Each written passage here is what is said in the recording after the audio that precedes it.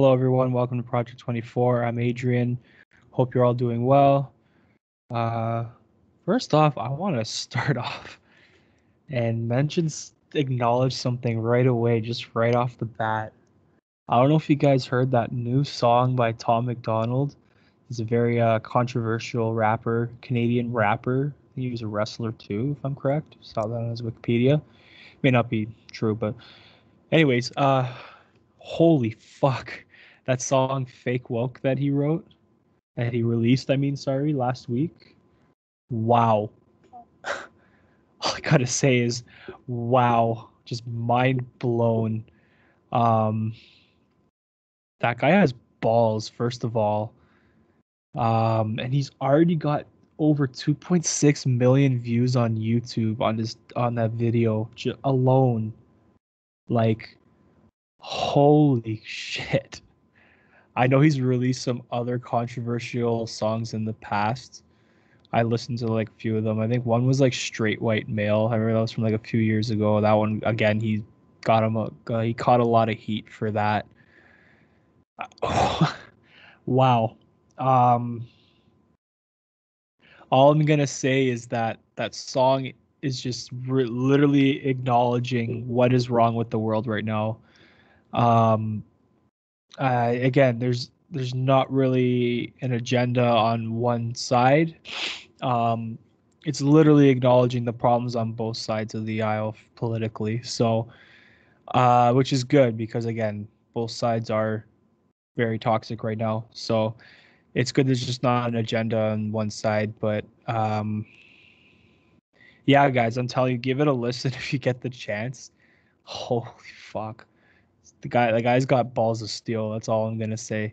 It's hard to release a song like that, especially in a climate that we're in with how sensitive a lot of things are now. But um, and there's already people on the internet starting because he mentioned Eminem. I'll read the lyrics. Oh, sorry, microphone got all fucked up there. Sorry, people are already. I don't think I don't think Slim. I don't think Slim Shady's given a response, and I don't think he will. He doesn't really get involved in that stuff anymore. I think MGK was the last one. Maybe he's just taking time. I don't know. I haven't heard any, unless someone can correct me on this. I haven't heard any beef between them two yet. And I haven't heard Eminem come back with any comeback, any diss tracks, nothing yet. So again, unless you guys want to correct me on that, then go right ahead. But I haven't heard anything yet. So the lyric goes, Eminem used to gay bash and murder his mom, and now he doesn't want fans if they voted for Trump. That is a pretty big shot at a rap legend, but I mean, the lyrics are right though. I mean, he's not wrong. Uh, yeah, that kind of took the internet by storm the last few days. Over almost 2.7 million views. The song's only been out for 4 days. Wow. Crazy, crazy, crazy, crazy, crazy. And another thing about Tom MacDonald, again, I've known about him for a while, is and I just found out about this like the other day. He was talking about on his Instagram how he's got no record label, no management team, no PR management team, PR, same thing. He doesn't have any of that. He doesn't have a team behind him. You know, most artists, most rappers have all those things. It's just him, and his girlfriend just edits his videos, and I'm pretty sure she edits like the audios for his music and whatever. But yeah, no, it's just a two-person team. That's it. It's just Tom MacDonald and his girl, and versus the world, man. I'm telling you, man, I gotta say, Tom, if you're listening, bro, fucking brave. You're fucking brave, man. That's all I'm gonna say. I respect the shit out of you for that. You're so brave. You're so brave.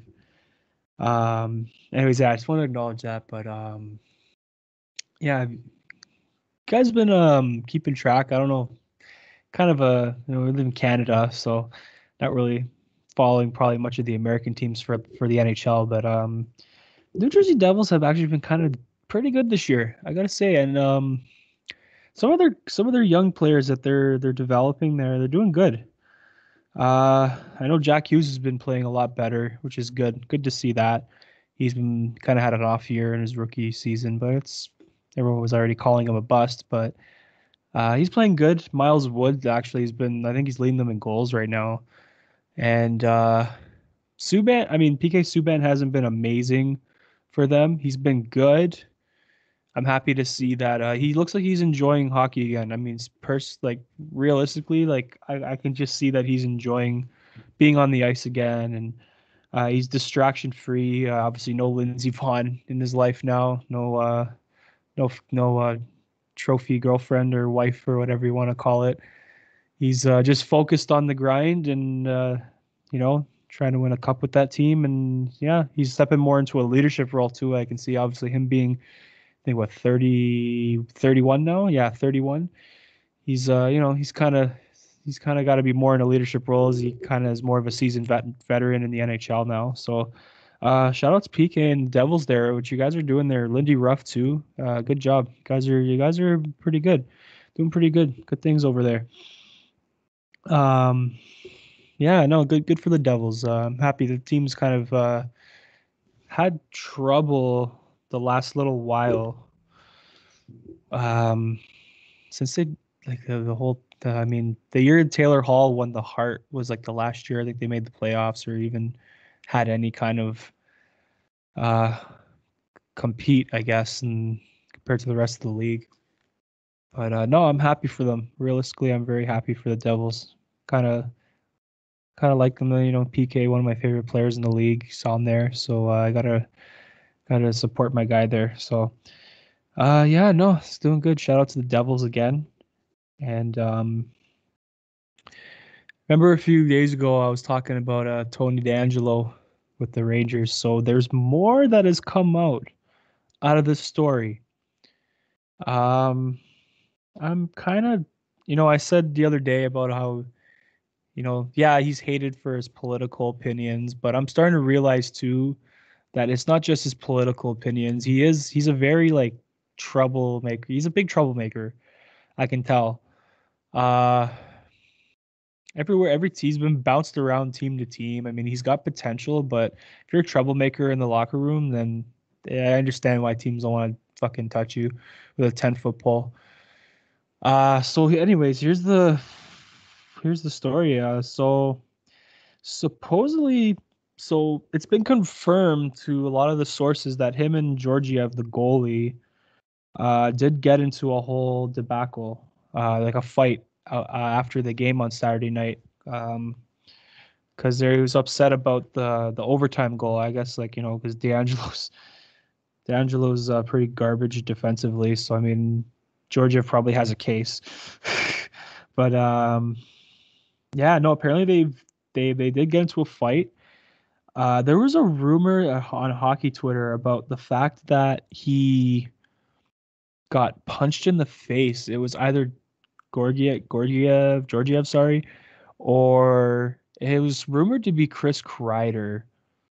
Again, I don't know how true that is. I'm hearing a lot of rumors that people might just be kind of making shit up because they hate DeAngelo and they're not really um thinking realistically, or I mean, they're just making up rumors. I don't know. People like making up rumors about figures they can't stand. So, I don't know. And I heard who's Jeff Rangers GM is Jeff Gorton, I think it is. Let me look that up.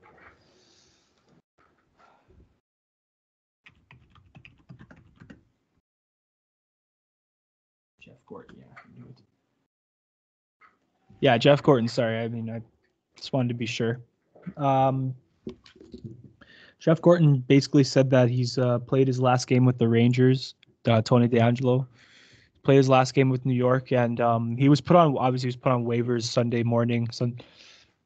Excuse me, Sunday afternoon. I think it was Sunday, whatever. Sunday he got put on waivers, and obviously nobody picked him up. Which I mean, his cap hit's pretty high. I think he's just making just shy of 5 mil, 4.8 mil for like 2 years.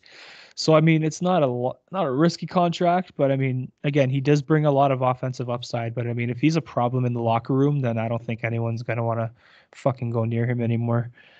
He's yeah, no, I'm learning more and more about him. Apparently, like things like I know he got in trouble in junior. I think he got suspended twice for using like racial slurs towards players in his during his time in the OHL. I think he played with the Sudbury Wolves, I think it was. I'm gonna say Sudbury. But yeah, and apparently I saw somebody post a video. Apparently his dad's like really racist too, which is pretty fucked up. And apparently like his dad taught him, well, again, racism is, I've always said racism is always taught. You're not born with it. But yeah, so it must run deep in his family, and that's not really good. It's not good at all, obviously. A lot of us in hockey fans, hockey players, we condemn racism, right? Myself too included. We all condemn racism. It's bad. It has no meaning in life or in our sports. We watch our sports to get away from the negative things in the world, like racism and politics, even too. We don't want racism being brought into the sports, and I get mad whenever I see it being brought back in the sports because hockey's it's an escape for many people, especially for me. It's always been an escape getting on the ice or turn on the TV every Saturday night watching my team play. um just for those 2.5 hours that you're watching the game, uh, uh, or the 1 hour 1.5 hours I'm on the ice, just all my other problems and my stresses, anxieties, it just leaves me, right? And yeah, that's what I mean. I don't like when I see these things get brought back into the sports because it's by one. It'll for a lot of people, especially like for myself. It's an escape, right? Hockey's an escape. Sports is an escape. Specifically hockey, because hockey's got more of a impact on my life than the other sports. I love the other sports, but hockey just means more to me in many ways. Um, so I've been having trouble. I saw an article on the Toronto Star the other day about how this pandemic, these lockdowns are affecting a lot of young and older athletes. And yeah, I mean, it fucking hurts, man. Like basically the government telling you that like your well-being, and even for again some of the ice is getting on the ice is like therapy for many, including myself, like I said. So the government basically saying that it's not important. It's upsets me. It upsets a lot of athletes thinking that they're not important, right? Everything and everyone is important. So that's what I say. Um, yeah. So the whole Tony DeAngelo story. Yeah, he's got again bad bad controversy in the past. He's got a bad reputation even before he came into the league, and he does have a lot of potential on the offensive side of the puck. He does. He's was fourth in scoring last year among defensemen. Um, I mean, apparently Jeff Gorton said that apparently his whole Twitter with his political talkings on Twitter, and obviously his open support for former President Trump, had nothing to do with the decision, putting him on waivers. Apparently he was also, I think it was for one of the first games of the season, he was a healthy scratch. And again, I think he got upset, he got angry, and obviously made a scene. And apparently Jeff Gorton said one more incident, and you're done. So he was already on a short leash. The team wasn't happy about his. I bet the team wasn't happy about his Twitter and his controversial Twitter and political Twitter. But I mean, it was other things too. It wasn't just that. He is trouble, I will say. I mean, the other day I was basically saying like, oh, it's just his opinions and get over it. And I'll admit when I'm wrong. It's not just that. It's a lot of other things too. He's got a lot of things he's got to work on. Good hockey player, great hockey player. Um, the fact that nobody claimed him with again his resume as being like just last year alone he played so well, and nobody even budged. So apparently Gorton's looking for a trade partner for him for DeAngelo. Um, Personally, I don't buy just my honest my honest opinion. Again, just an opinion, may not be right, but you could agree with it, you could not. But it's not controversial. It's just my hockey opinion. But I don't know. I mean, if nobody was gonna pick him up on waivers for just to pick up his contract, I don't think anyone's gonna trade for him. So personally, I just think they're gonna buy him out, and maybe he signs somewhere in the NHL, maybe on a two-way deal, cheap contracts, maybe one way. Team one maybe wants to give him another chance. I don't know. If not that, he just goes to Russia. He goes to KHL. He goes and plays in Europe. That's it. Usually, yeah, the KHL always picks up a lot of the NHL's fucking misfits. They don't care about the whole social justice thing over in Russia as it looks like. So I mean, they don't give a shit.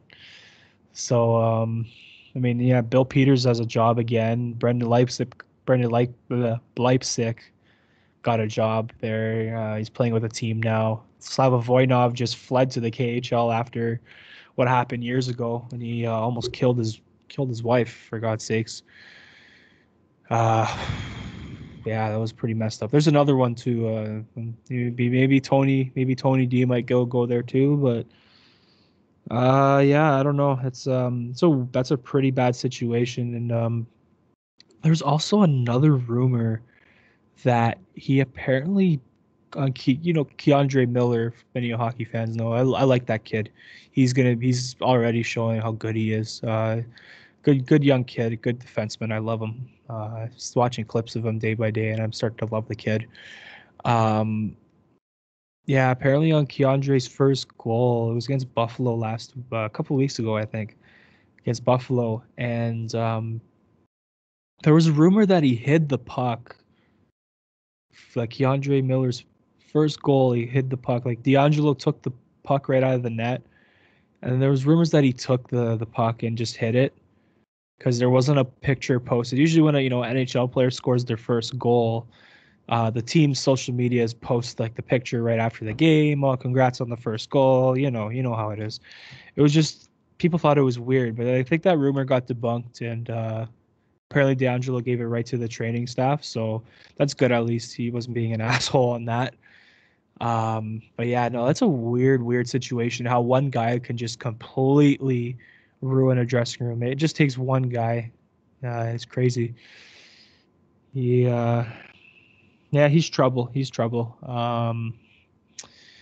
I understand now more. I more understand now why the Rangers got rid of him. It wasn't really the cancel culture people, because obviously the politics had nothing to do with it. It was just him as in the room. He's not a good locker room guy. You're not going to survive especially in hockey. I mean, basketball, football, you can get away with being a bad locker room guy, but even baseball, borderline. But hockey, if you have bad character and if you're not a good guy in the room, you're not going to be accepted anywhere. So, anyways, yeah, we're waiting more on that news. All I saw was just that they're trying to trade him, and apparently, Tony D's just sitting at home and just waiting for a trade or whatever the future holds for him. So definitely keep you guys posted on what's going on there.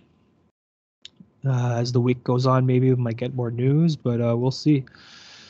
Yeah, man, that was a pretty tough situation, though. Be a Rangers fan too, probably be hard. Um, yeah, I mean, there's another thing I want to acknowledge too. This is not even sports. It's a religion thing. So again, this is kind of not really controversial, but I think most people would agree with me on this. And I was on Twitter the other day. I was having a conversation with a couple of people, a couple of my friends and my Twitter family there. And I saw their comments, and I was like, yeah, this is actually so true. It's pretty sad.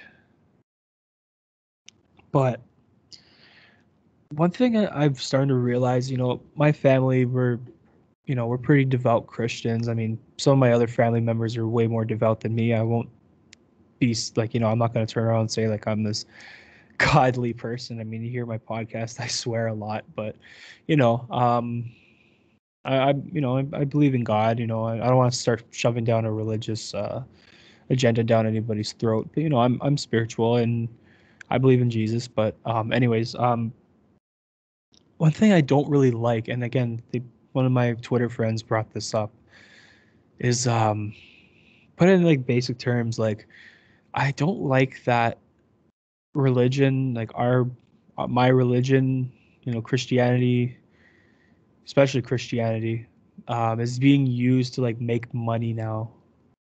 It's just a business. It's not really about spirituality. It's not about God. It's not about Jesus. It's just about making money because there's so many of these like preachers and priests. Um, Even like the Vatican is just like trillions of dollars that just nobody knows where it comes from, and all the corruption and like the molestations they hide, and even the killings.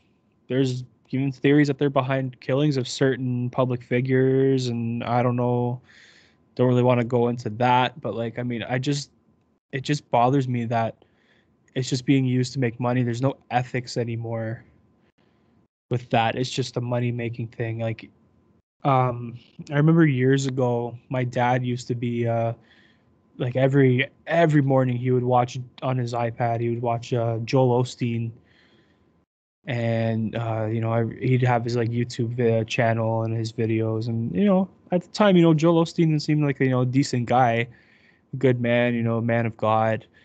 And then all of a sudden, like I heard about I don't know if you guys heard about a few years ago, but he really is a fraud.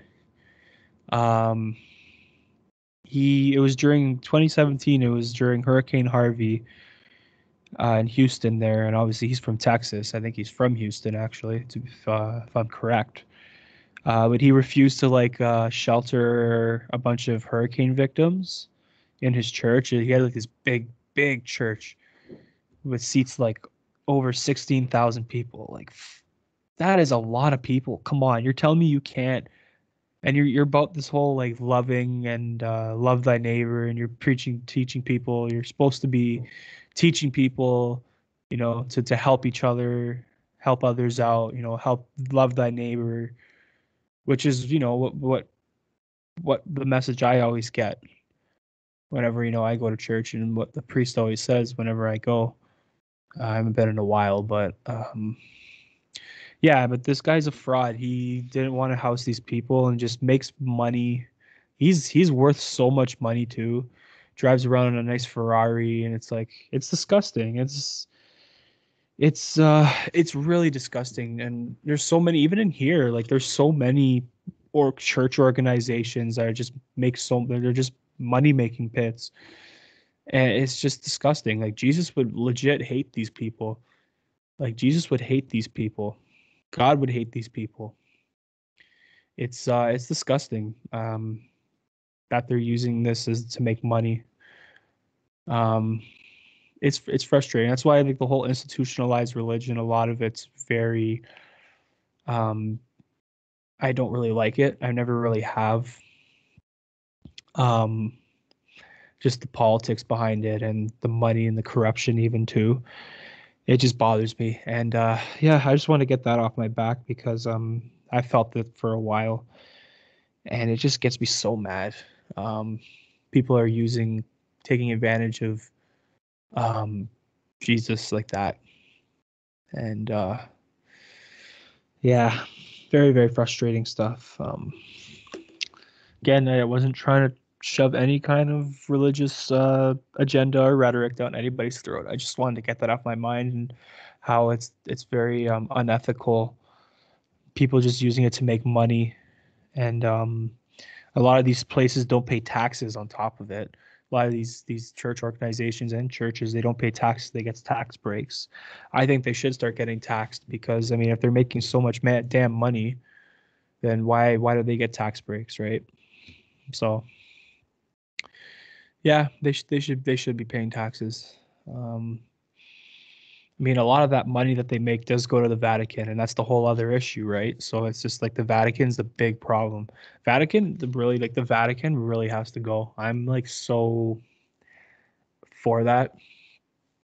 It's so much corruption in the Vatican. It's actually really sick and disgusting, and they just hide it and hide it. Like there's some like, yeah, no, that's it. Yeah.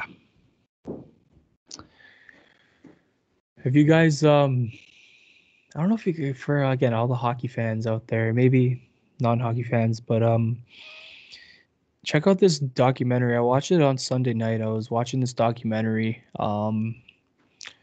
called it's about Bob Probert.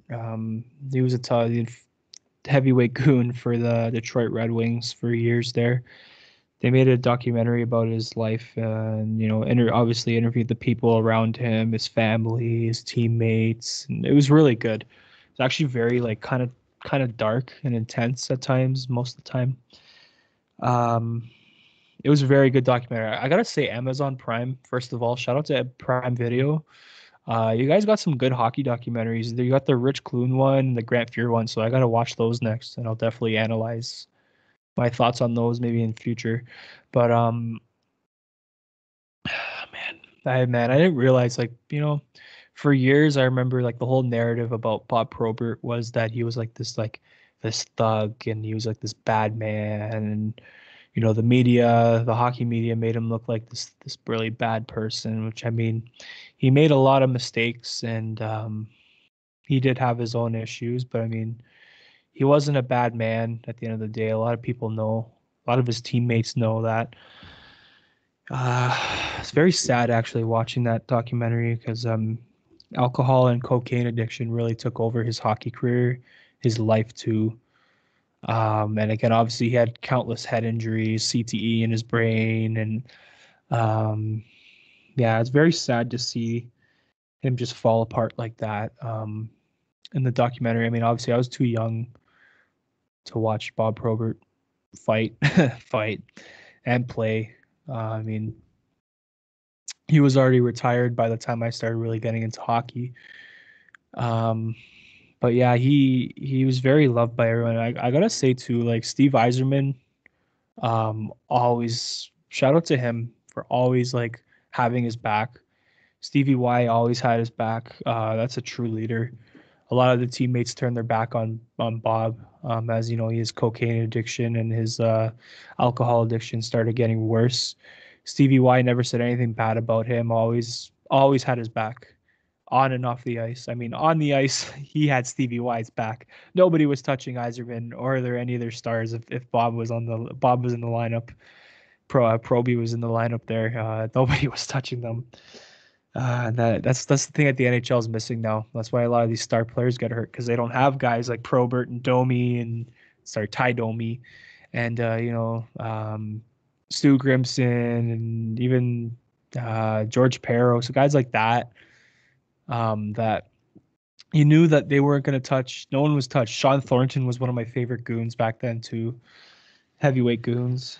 Um, but yeah, one thing it's too is the NHL has really had a issue with drug addiction, mainly cocaine though. Like I don't know, like Bob Probert was always zapped on coke. Like they were just showing, like even played games, even dressed up for games, and he was zapped out of his mind. Like I don't know.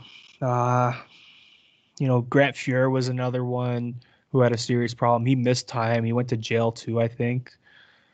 Just Grant Fuhr, even Jarrett Stoll got arrested like 6 years ago, 5.5 years ago for having possession of it and like other drugs. There was Kuznetsov was the most recent one. Kuznetsov was the most recent one. He got in trouble by the league. I think it was last season.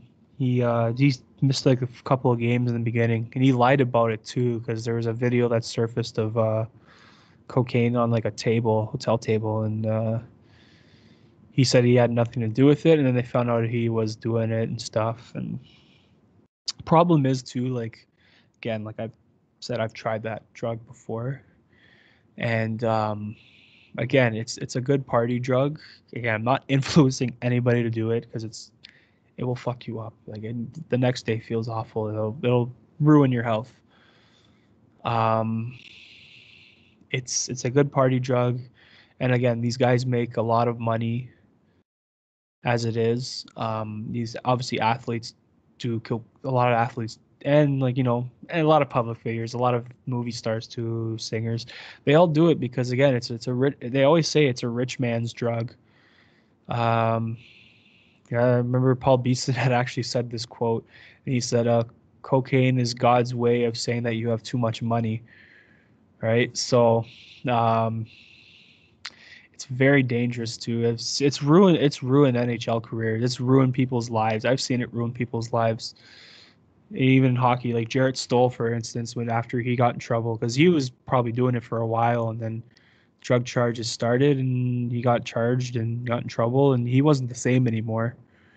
He got bounced around a few teams, and then he retired. So I think he's clean now. I mean, I hope he is. He was one of my. I have always liked Jarrett Stoll. He was your ideal like third line center. He's a guy you win with. Uh, guy was a legend on and off the ice, man. You got the guy knows what he's doing. But there was even Nate Thompson opened up about his substance abuse problems he had for years. And again, he said he did a lot of cocaine too, mushrooms, even smoking weed, drinking. Um, doing Molly pills. Like, I mean, that's the thing. Like, a lot of these guys, when they're younger, especially these athletes, like, everyone loves partying. Especially athletes love partying because, I don't know what it is. They party hard, man. Especially hockey players. They go fucking ham. Hockey and football, I find are the craziest. But, it is a problem, though. I mean, there is a lot of players that still do it in the league, but obviously they're never going to find out. No one's really going to find out until they get in trouble, like legal wise, or pictures or videos come out. But it is a serious problem. It's a really, really dangerous drug. It's horrible for you, like everything. It's horrible for your heart. It's horrible, like it fucks up your nose. Um, it just ruins your life. Um, it's ruined a lot of players. It's ruined a lot of players over the years. I've heard. I don't want to start saying names because it's just rumors. People I know who've got connections with some of these other guys tell me, and I'm not going to say their names um, for I don't want to ruin their character, defamation character. I don't want to do that. So I've heard certain stories about different guys that have met these players or know these players personally, and it's just caused their decline in their game right away. They start off really good, and just you get the fame, and then you start partying because the partying comes with the fame. And obviously, again, when you're partying with rich guys, cocaine's going to be everywhere. So um, it's horrible. It's sad to see how uh, it's sad. I just don't know what else to say. It's ruined so many lives. That's all I can say. Bob Probert, I first thought that Bob Probert died of a drug overdose, and that's not true. Actually, he died of a heart attack. He was boating with his family and his kids, his wife and his kids, and I think some other people. And yeah, he just suddenly just stopped moving, and yeah, he passed away. I remember that it was summer 2010. I was just starting high school, and right before, like a month before I started high school, and I remember hearing he passed away, and I was like, shit, that's horrible. Um, yeah, no, I mean, obviously the narrative around him was that he was an asshole, but he really wasn't. He was a good man at heart. I even saw like how he was with his kids, his daughters there, and his wife. He was a good family man, especially near the end when he cleaned up for a bit. He stopped doing cocaine, and near the end of his career, he started to really clean up, become a dad, and you could see the soft spot he had and how much he loved his family. And yeah, sad to see. I think he was only 45 when he passed away. He wasn't that old either. He didn't live a long life, sadly. Um, yeah, very, very sad. Problem with the NHL too is they only started to really acknowledge this like 10 years ago, I'd say. Exactly 10 years ago, because this summer is going to be exactly 10 years since we lost Derek Bugard, Wade Belak, and Rick Rippon all in the same summer. And they never started really doing much research into, mental health in the NHL and CTE, concussion, even just the lifestyle of being a heavyweight goon. A lot of these guys a lot of these guys don't want to punch faces and injure people and knock people the fuck out. Like, not a lot of them wanted to do that and, take punches in the face like every night for fucking 15 years, 10 years of their career, of their life, maybe longer. There's a lot of them that just felt horrible, just beating people up. And I don't blame you. I don't blame them. It's just horrible. Like, why would you go to work every day just to beat people up? It's not you're making a lot of money doing it, but it's like you don't hate that guy. You're just doing it because it's your job and your coach is telling you to.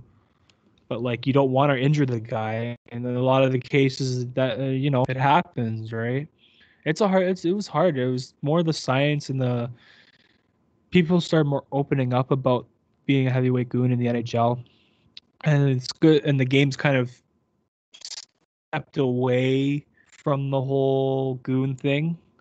Um, I remember hearing one Todd Fedoruk was a one. He was a goon, heavyweight goon back then. I remember him when I was a kid. He opened up about substance abuse too, again depression and things like that. And it took three people to die for them to really acknowledge the issue at hand. The NHL, I'm telling you, the NHL, like I said, the last episode I was ranting about the refs, but like the NHL as a whole is just they're good. Bettman is just human garbage.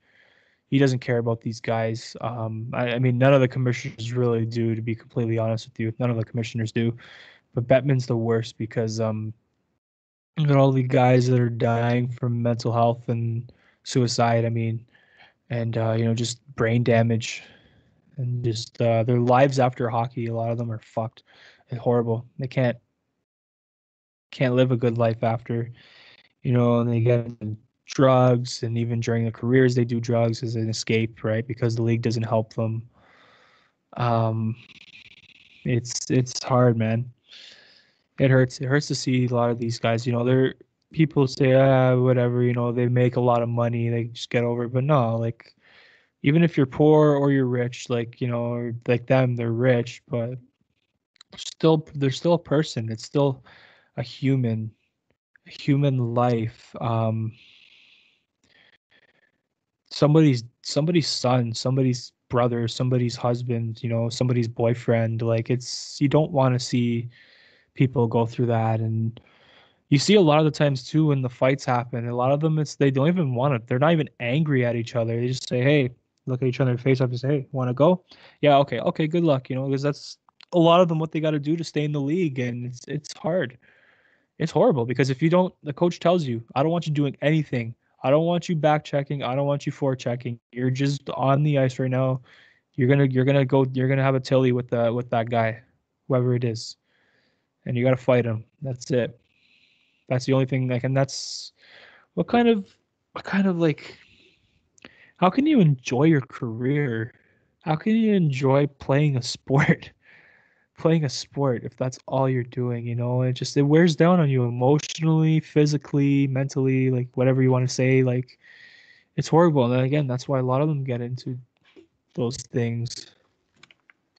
And yeah, it's another thing too is during quarantine last year, I think TSN opened up a documentary about the NHL has another crisis too, is the opioid crisis going on, not just in North America, but in the NHL.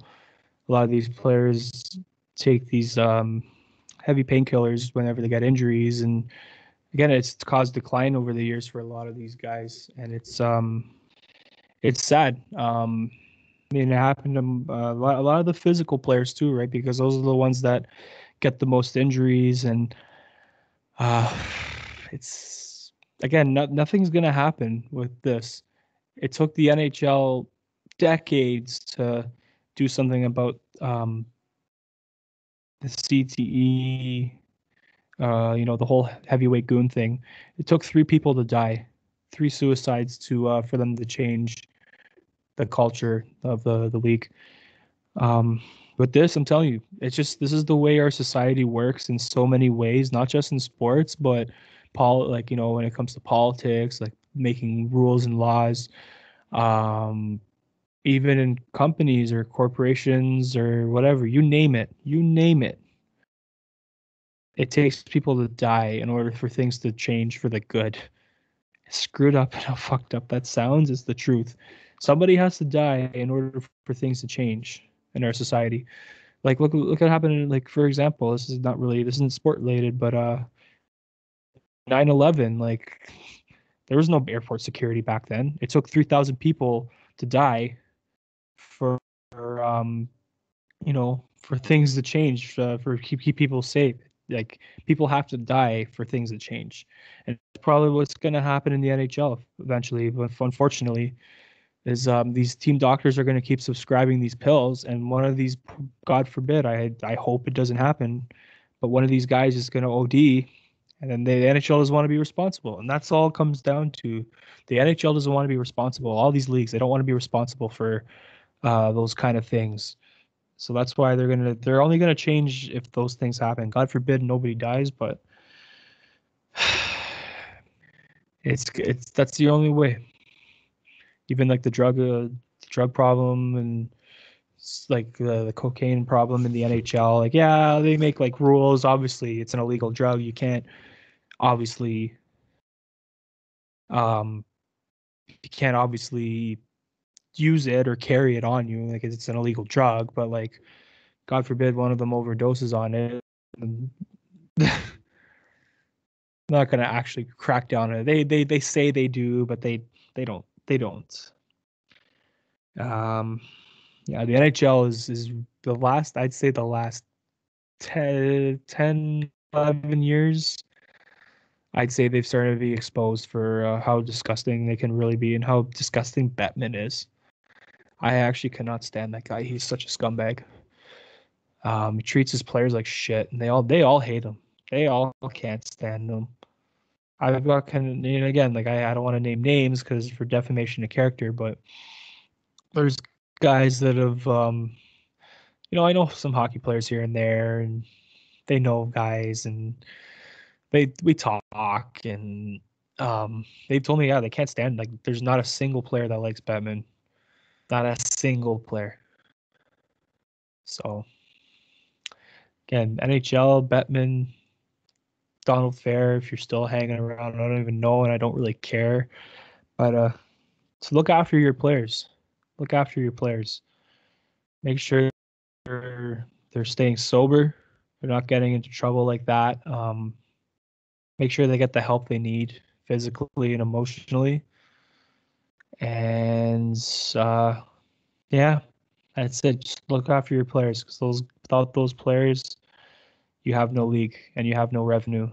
Nobody watches hockey for any of you business and corporate dicks. So um, yeah, no, look after your players. That's it. That's it. Yeah. Yeah, that was a really good documentary the other day about Bob Probert, though. Um, he had a lot. He got arrested so many times, though, and he was struggling with his own demons, and a lot of them do, and that's why they turn to those drugs and they drink and things like that. Being in the public spotlight, it makes you may seem happy, right, to everybody, and oh, I'm living the dream. I'm playing the greatest game in the world, with my favorite team or whatever. And you don't know. Everyone's got their own things, their own demons going on.